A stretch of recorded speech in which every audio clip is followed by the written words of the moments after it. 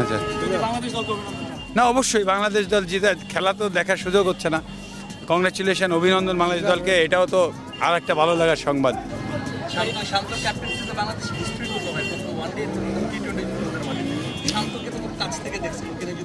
হ্যাঁ অবশ্যই, দারুণ খেলোয়াড়ও। যারা ওর একটা অ্যাডভান্টেজ কি যে ও অনেক সমালোচনার ভেতর দিয়ে এসেছে, সো এই জিনিসটাকেও অ্যাবজর্ব করতে পারে, আর যখন যেহেতু অ্যাবজর্ব করে ফেলেছে ও দারুণ কিছু করবে ভবিষ্যতে, আমার বিশ্বাস। থ্যাংক ইউ ভেরি মাচ, ওটা খেলার দায়িত্বই তার।